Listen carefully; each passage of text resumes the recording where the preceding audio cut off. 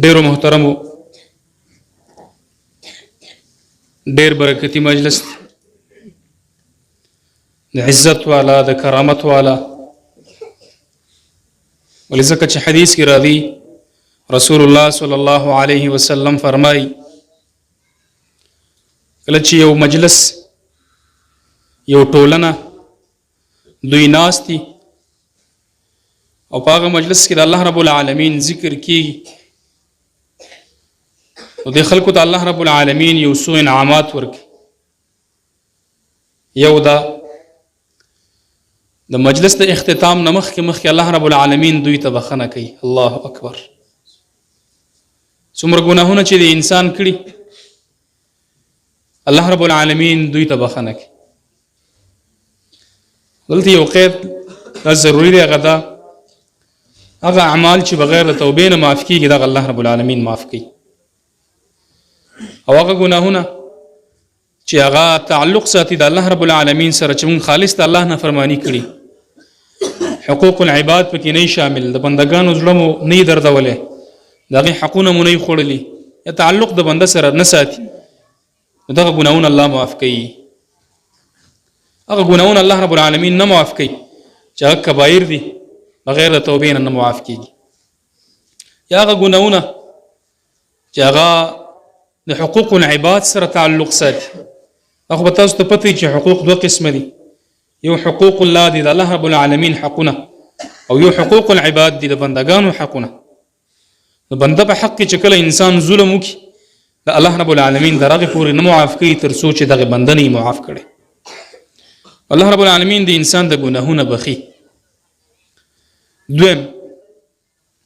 الله رب العالمین ملائکه را لیږي وخفتهم الملائکه په دوی باندې ګیره اچوي او په دوی باندې سکینه وقار سکون آرام دا را لیږي د انسان زړه ته آرام راځي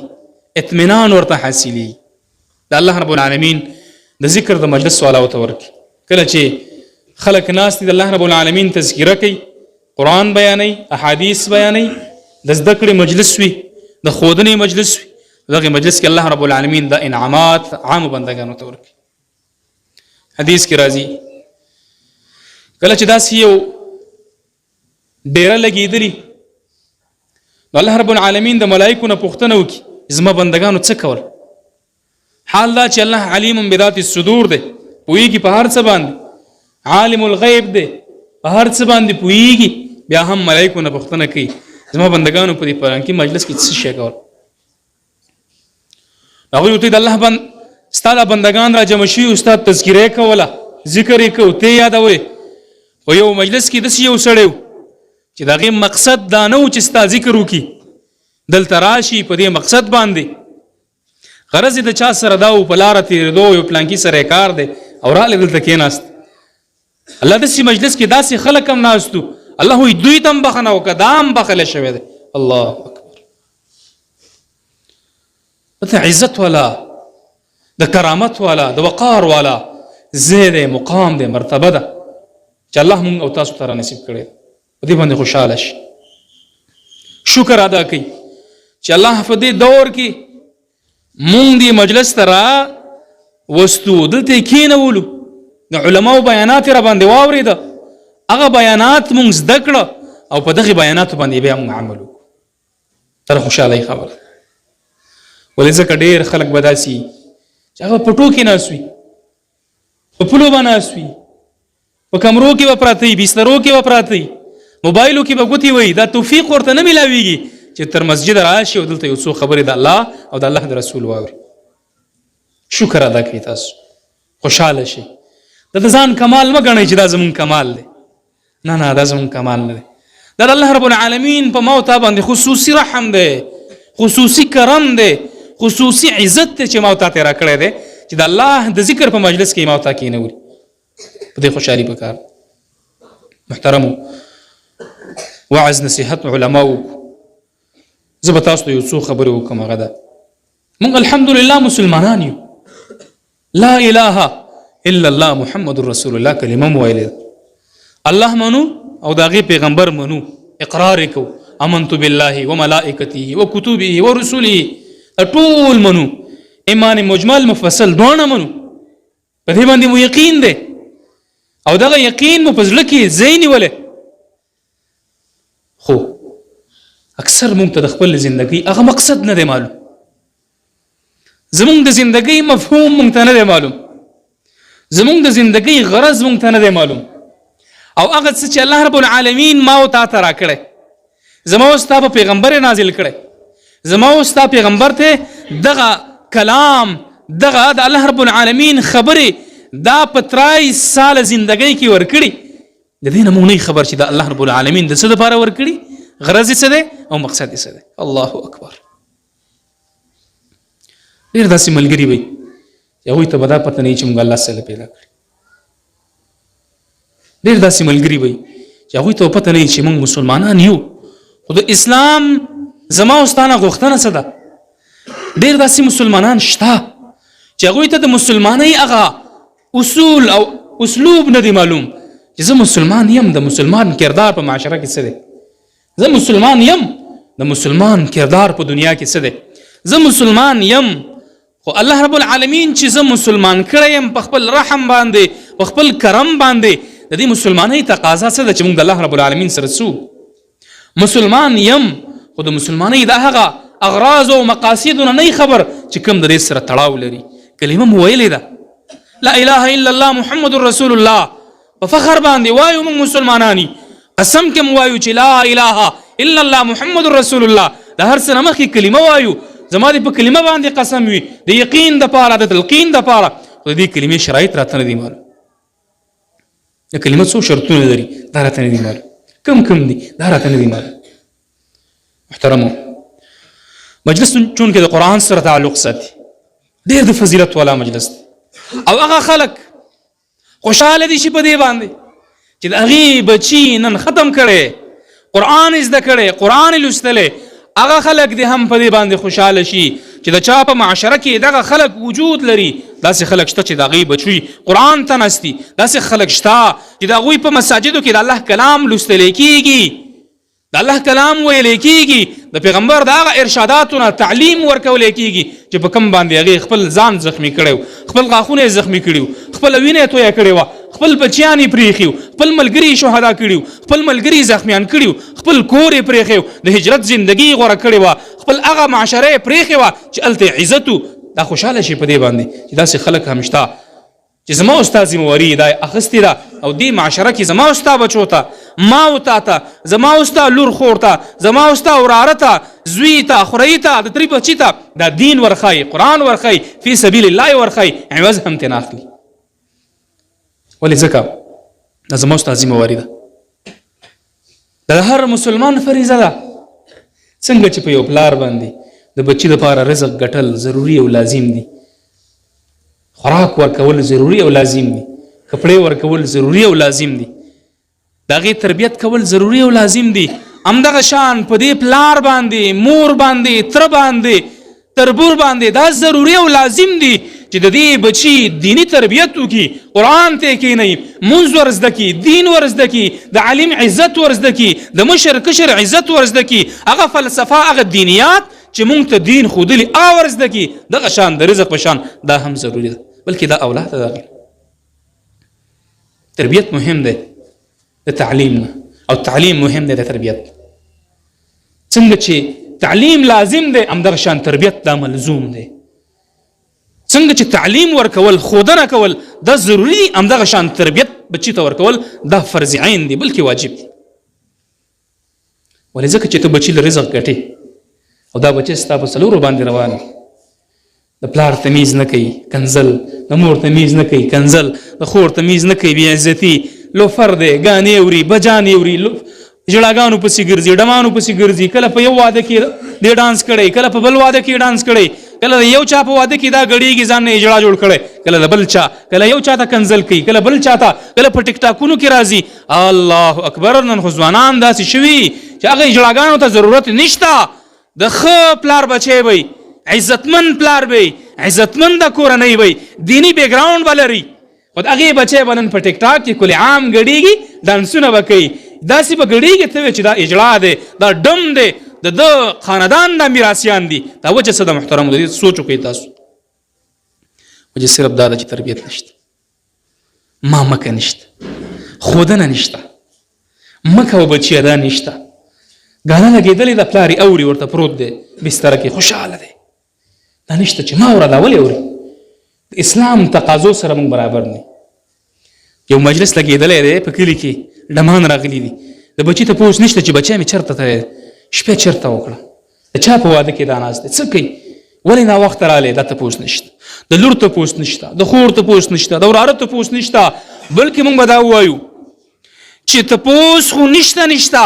بلکې موږ دومره بې غیرته شوي چې موږ د تربور په بچي باندې، په خپل وراره باندې دومره بې غیرته شوي چې موږ په هغې باندې د خوشحالۍ اظهار کوو. پرین شه او بس دا په ګډو واړو باندې سر دی، په هغې باندې خوشحالي کوو. دا زما استا اسلام ماته نه ښایي، دا ما ورته د دین نه ښایي. د الله بندګان مسلمانان څه ورونه دي کړي دي؟ دي که نه؟ ورور څه ته وایي؟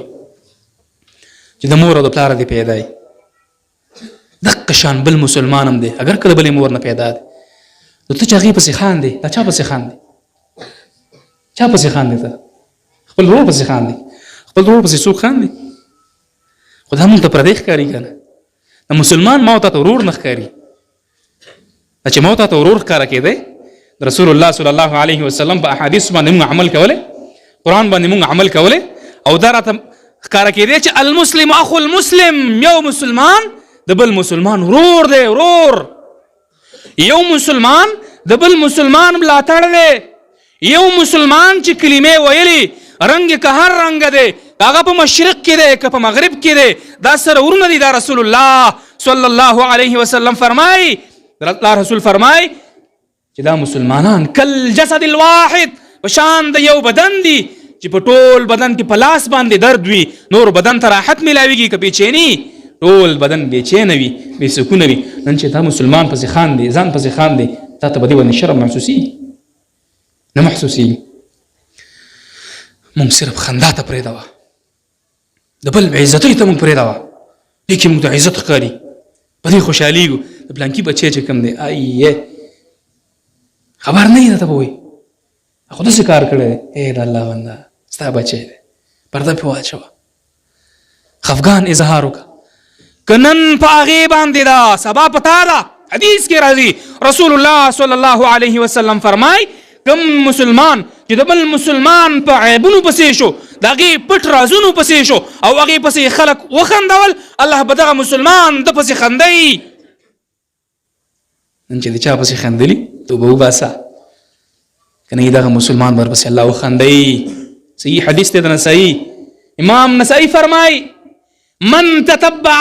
عورات المسلمین، چا چې د مسلمانانو هغه پټو رازونو پسې کوشش شروع کو، د هغې د شرمندګۍ دپاره، د بې عزتۍ دپاره، دغه خلک به الله رب العالمین د پسې وخندوي. ته چې چا پسې خاندې،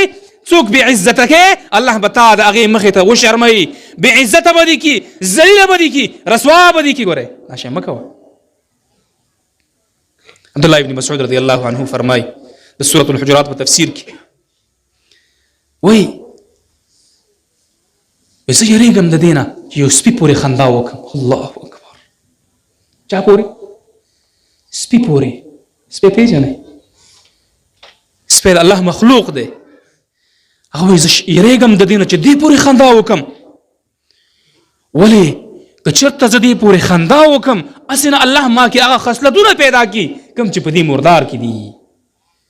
ما ورته خو مسلمان پورې خندنې کوو که نه؟ کوو که نه کوو؟ ما ورته خو د مسلمان بې عزتي لټوو. دا ولې؟ وجه څه ده؟ وجه واضحه ده، اظهر من الشمس ده، چې ما ورته د خپلې زندګۍ د مقصد نه نه خبر، د دین نه نه خبر، د کلمې نه نه خبر، د قرآن نه نه خبر، یو شي نه نه خبر. ځکه بیا به ما ورته نه ځناور جوړېږي که نه؟ بل هم اضل، بلکې مونږ به د دین هم زیات ذلیله کېږو، د دینه به هم زیات رسوا کېږو، مونږ به د دینه هم زیات بیکاره کېږو. مسلمان د خپل زندګۍ مقصد نه نه خبر. الله اکبر. محترمو، نن یو څو خبرې کول غواړم ستاسو مخې ته.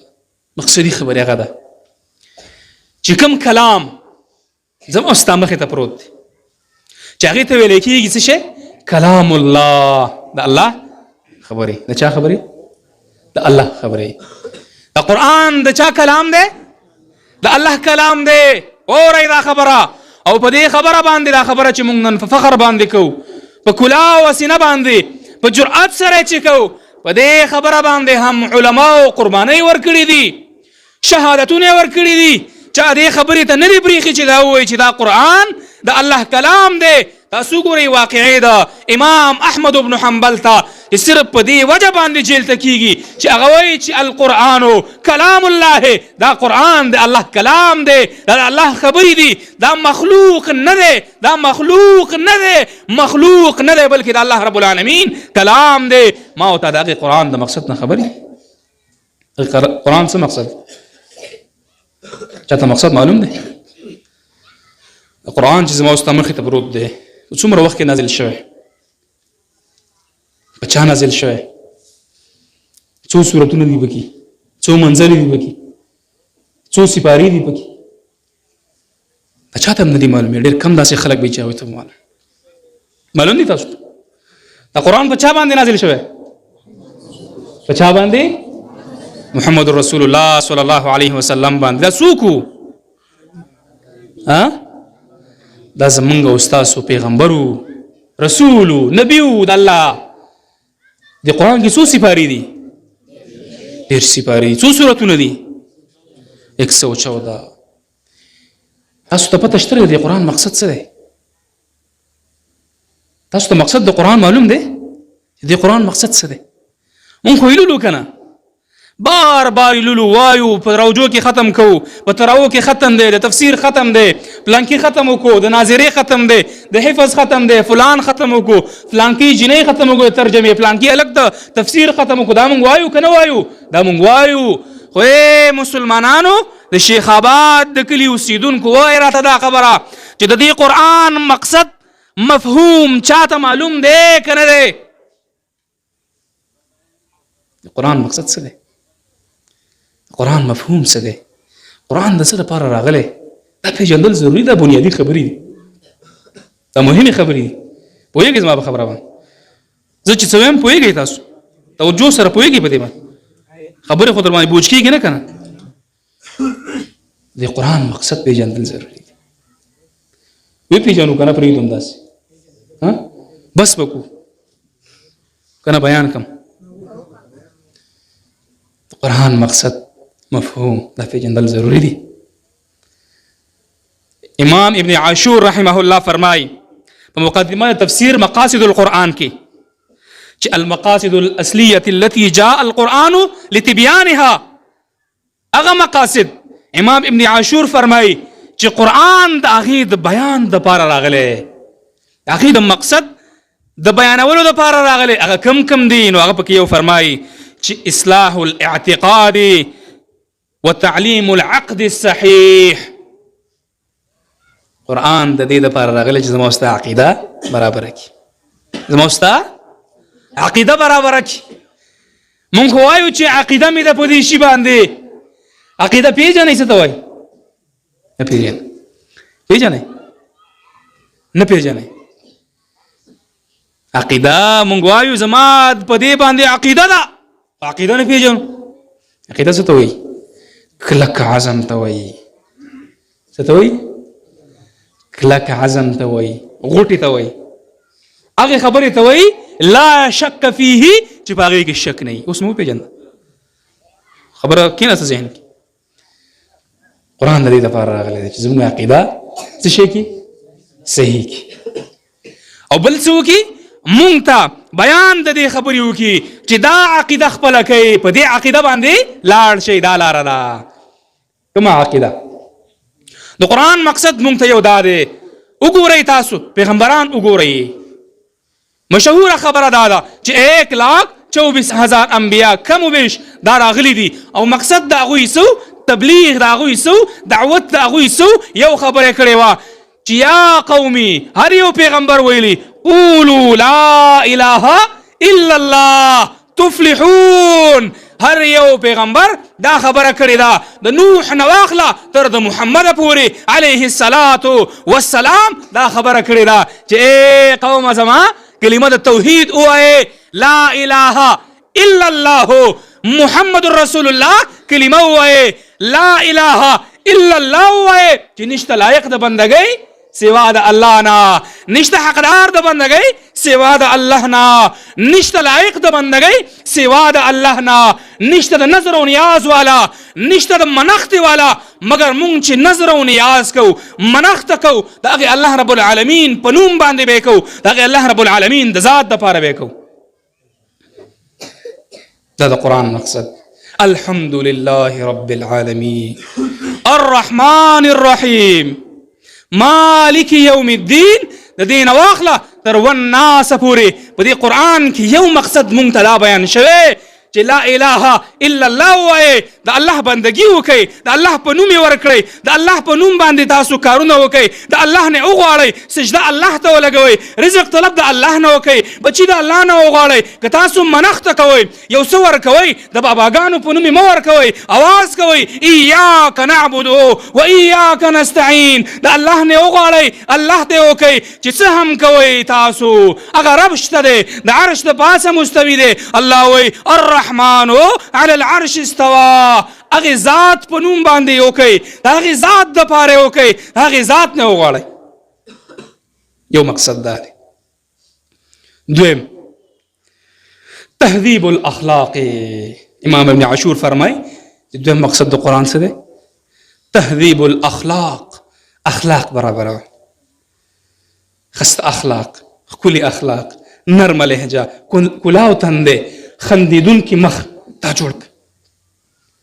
اخلاق څه ته وایي عام طور باندې زموږ ستاسو معاشره کې موږ وایو دا لږ ډېر اخلاقي دی او دا ډېر بد اخلاق دی وایو که نه اخلاق څه ته وایي اخلاق څه ته وایي عام طور باندې موږ دا وایو چې حسن تعامل د مسلمان سره ښه انداز کې میلاېدل داسې وایو که نه اخلاق نیکۍ ته وایي چې کوم انسان نیکو دغه اخلاقي دی چې کوم انسان په قرآن او حدیث باندې عمل کوي دا اخلاقي دی چې کوم انسان بېدینه او بیکاره او بدکاره او دا بد اخلاقه دی موږ څه کوو چې موږ د څوک وخاندي د چل راته وکړي څنګه یې ښیي یاره موږ دا ډېر اخلاقي دی وایو که نه او څوک غریب داسې ماحول کې راغړ شوی چې غوسه چا غوسه کړی عام طور باندې ښځې هم خلک غوسه کوي کور کې هم خلک پلار سړی غوسه کوي سپېړه نه مبېړه تي اوس بهر راوځي بس تندی ترې کړ نو څوک راته سلام وکړي موږ نه هېري بیا موږ دا ډېر بد اخلاقه دی نه بد اخلاقه نه دی خوار مجبوره دی ګر شوی چا وهلی دی چا زورولی دی چا پسې رامنډه کړې ده دا اخلاق نه دي اخلاقي مو پېژنده څه ته وایي نیکي کوونکي ته ویلی کېږي چې یو سړی نیک وي دغه اخلاقي دی او چې یو سړی نیک نه دی فاسق دی فاجر دی ګناهګار دی دغه بد اخلاقه دی دا یو جز دی چې حسن تعامل د مسلمان سره ښه انداز کې میلاوېدل ښه تعامل کول خدمت کول د کلي دا یو جز د اخلاقو دی پوره اخلاق نه دی ګورې پوهېږئ په دې خبره باندې د قرآن دویم مفهوم او مقصد څه دی تهذیب الاخلاق د قرآن مقصد څه دی دویم اخلاق برابرول پوه شو په دې باندې څو مقصد شو د قرآن دوه کم عایشه بسې توجه سره کښېنئ ټول توجه سره کښېنئ اله دا کړۍ ماتې کوي دا لاسونه مات کوي دغه شان مات کوي نیغ کښېنئ توجه سره چې تاسو زما په خبره پوه شئ څو خبرې ما وښودلې دوه کومه اصلاح د عقیدې او اصلاح د اخلاقو پوه شئ په دې باندې درېیمه خبره راته کوم هغه ده التشريع وهو الأحكام الخاصة القرآن و حديث أحكام نافذة ولا الله أكبر نشتو نافذة ولا واسمه نشتو قرآن الله سلرا لګلې حکم لا د تنفيذ د پاره د قانون د پاره چې باید د موږ په خپل ژوندۍ کې راول نشو کول مجبورای واسمه نشلا نو څه وکاو صبر وکاو الله ته سوال کو زاری وکاو الله اسلامی ملک د اسلامی قانون پکې راول الله اسلامی ملکونه دي اسلامی قانون پکې راولې فساد ونکو بغاوت به هم نکو توري بنرالو ټوپکې بنو چتو د حکومتونو خلاف د سره نقصان راځي فساد راځي فساد څنګه راځي د مسلمان وینه توي تاسو ګورئ کنه گاونډي ملک یو ګورئ الته خلکو ټوپک راوچت کړی امن شته نشته امن کنه دا ولې خلک ناپوهه وو دیني جذبه ډېره وه دین سره مینه ډېره وه جنت زر خوښ و چې زر جنت ته وردن نشي نو څه وشو فساد راغی نن وګورئ کنه خلک نر ښځه در په در دي ځوانان در په در دي نو هېڅکله به هم د حکومت خلاف بغاوت نه کوئ د حکومت خلاف به مسلح خروج دا نه کوئ دا د اهل سنه والجماعه د اهل حدیثو د سلفیانو عقیده ده چې د حکومتونو خلاف به بغاوت نه